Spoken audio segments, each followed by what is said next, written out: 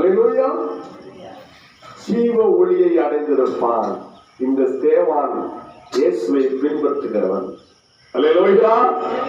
இயேசுவை பின்பற்றுகிறவன், மன்னிக்க எப்பொழுதும் ஆயத்தமாக இருக்கிறவன், ஜீவ ஒளியை அடைந்தவன் தான் இயேசுவை பின்பற்றினார். இயேசு சிலுவையிலே தான் சொன்னார்.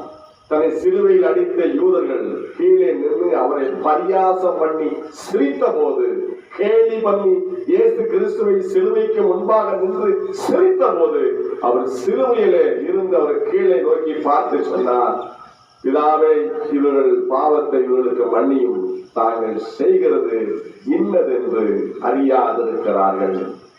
அல்லேலூயா.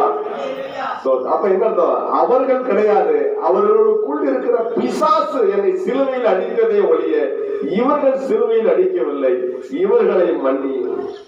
அல்லேலூயா. இன்றைக்கு உங்களுக்கு விரோதமாக ஆங்காங்கே நிகழ்ச்சி பிரச்சனை பண்ணுகிறார்கள், நடக்குது என்றால் அவர்கள் அல்ல, அவர்களுக்குள் இருக்கிற பிசாசு அவர்களை ஆட்டி படைக்கிறது. அவர்கள் நமக்கு சத்துருவாக இருக்கிறார்கள். அல்லேலூயா. கர்த்தருக்கு ஸ்தோத்திரம். அருமையான கர்த்தருடைய பிள்ளைகளை, நமக்குள்ள இந்த பிசாசை ஆட்கொள்ள நாம் அனுமதிக்க கூடாது. நமக்குள்ளே கசப்பு இருந்தால், யார் மீதும் கசப்பு இருந்தால் பிசாசு உள்ளே இருக்கிறார். யாரையும் நம்மால் மன்னிக்க முடியவில்லை என்று சொன்னால் பிசாசு உள்ளே ஆட்கொள்ளுகிறான். அந்த பிசாசு இயேசுவின் நாமத்தில் கடிந்து கொண்டு, பிசாசே என்னை விட்டு இயேசுவின் நாமத்தில் வெளியே போன்னு சொல்லு.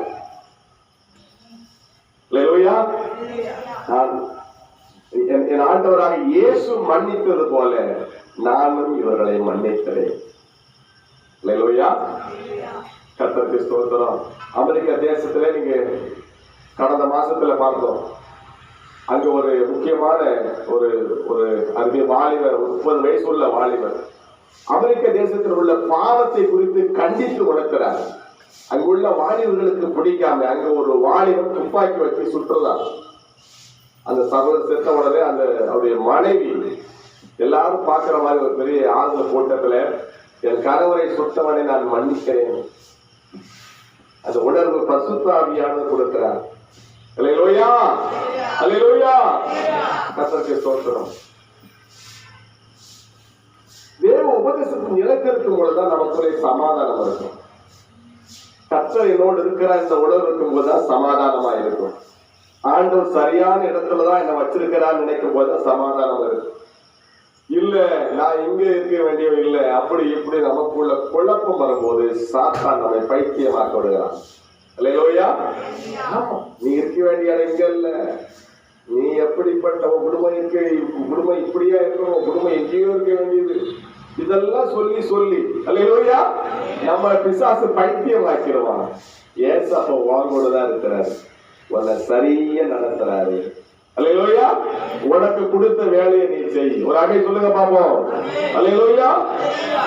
ரோமன் 8ஆம் அதிகாரம் 37 நாம் வாசிக்கும் போது, நீங்கள் ஆபிரகாமின் சந்ததியார் என்று அறிவேன், ஆனாலும் உங்களுக்குள் என் உபதேசம் இடம் பெறாதபடியால் என்னை கொலை செய்ய தேடுகிறீர்கள். சீசுகளை யூதர்களை பார்த்து ஏசப்பா சொன்னாரு, நீங்க ஏன் என்ன கொலை பண்ண தேடுறீங்க? என் உபதேசம் இடம் பெறாதபடியா. ஆண்டவருடைய உபதேசம் உலகத்தை முழு விசுவாசி இருக்காங்க, எல்லா சர்ச்சைக்கு போற விசுவாசி எல்லா இடங்களும் ஆராதனை நடக்குது. விசுவாசியாக இருந்தாலும் நமக்குள்ளே கசப்பும் வைராக்கியமும் வைத்துக் கொண்டிருந்தால் நம் கொலைகாரர்கள் தான்.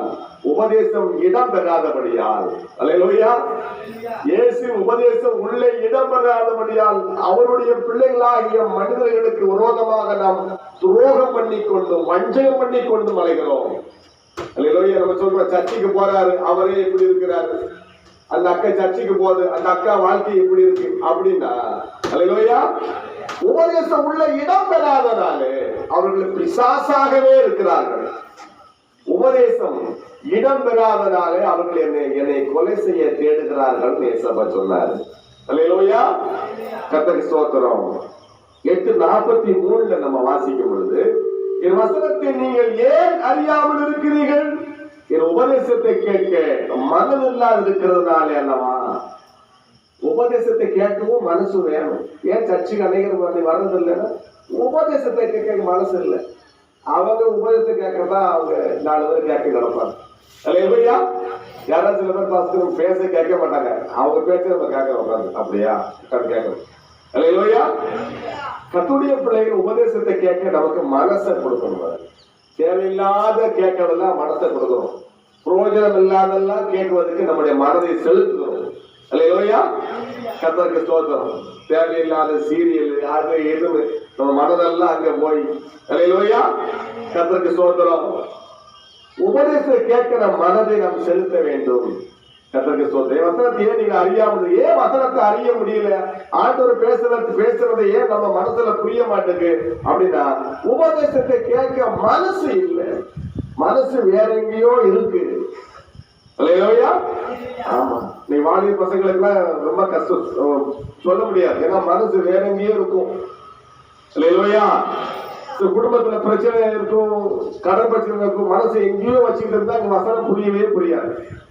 கர்த்தருக்கு ஸ்தோத்திரம். குறிப்பிட்ட காரியத்துக்காக இது மட்டும் நடந்தா போதும், மனசு எங்கேயோ இருக்கும் போது ஆளுடைய வார்த்தை உள்ளே என்ன செய்யாது, இடம் பெறாது. அல்லேலூயா. கர்த்தருக்கு ஸ்தோத்திரம். 51 நம்ம வாசிக்கும் போது, ஒருவன் வார்த்தையை கை கொண்டால் அவன் என்றென்றைக்கும் மரணத்தை காண்பதில்லை என்று மெய்யாகவே மெய்யாகவே உங்களுக்கு சொல்லுகிறேன் என்றார். ஒருவனுடைய வார்த்தையை கை கொண்டால் அவன் என்றென்றைக்கும் மரணத்தை காண்பதில்லை. ஆண்டவர் என்ன மரணத்தை சொன்னாருன்னா, ஆத்துமா மரணம். இந்த யூதர்கள் தவறா புரிந்து கொண்டு சரீர மரணம் நினைச்சாங்க. ஏசப்பா சரீர மரணத்தை சொல்லல, ஆத்துமா மரணம். பாவம் செய்கிற ஆத்துமா சாகும். அல்லேலூயா. பாவம் செய்கிற ஆத்துமா சாகும். இந்த எல்லா ஆத்துமாவும் பாவம் செய்யும். எது பாவம்? மீறுதல் பாவம். அல்லேலூயா. ஆமென். ஸ்தோத்திரம். உன் மூலம் ஒரு சகோதரி சகோதரன் துக்கப்பட்டால் அது பாவம். உன் மூலம் யாராவது வாழ்க்கை சீரழிந்தால் அது பாவம். வார்த்தையினால சில பேர் அழுதாங்கன்னா அது பாவம். அல்லேலூயா. ஆண்டவரே மன்னித்துங்க, அந்த வார்த்தையினால அவங்க கஷ்டப்படுத்திட்டு, ஆண்டவரே மன்னிங்க, ஆண்டவரே மன்னித்து கேட்கணும். ஆண்டவர்கிட்ட இந்த குறிப்பிட்ட அவர்கிட்ட மன்னித்து கேட்கணும். அல்லேலூயா. ஸ்தோத்திரம். பாருங்க, அப்ப ஆத்துமா பாவம் செய்கிற ஆத்மாசா, நீ எல்லா ஆத்மாவும் செத்து கிடக்கு. இயேசுவிடத்தில் வரும்போதுதான் அந்த ஆத்மா உயிரடைகிறது. இயேசுவுக்கு வாழ்க்கையை கொடுக்கும் பொழுதுதான் ஆத்மா உயிரடைகிறது. இயேசுவை நம்பாத, விசுவாசிக்காத, ஏற்றுக்கொள்ளாத ஆத்மா மரித்து கிடக்கிறது. அங்கே இருள் இருக்கிறது. அல்லேலூயா. பாவ இருள் இருக்கிறது, சுயநல இருள் இருக்கிறது. அங்கு இயேசு இல்லை, அங்கு பரிசுத்த ஆவியானவர் இல்லை, தேவனுடைய வார்த்தை அங்கு இல்லை. அல்லேலூயா. மற்ற மிருகங்களைப் போல நாம் வாழ்ந்து கொண்டிருக்கிறோம். மிருகங்கள் என்ன? உணவு. அல்லேலூயா.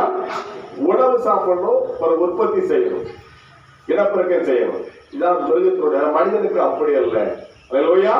தேவன் இந்த உலகத்திலே தம்மை போல தம்முடைய சாயலிலே மனிதன் இருக்க வேண்டும் என்று விரும்பினார். அவர்தான் பரிசுத்தர், ஆகையால் நீங்களும் பரிசுத்தமாய் இருங்கள் என்று சொன்னார். அல்லேலூயா.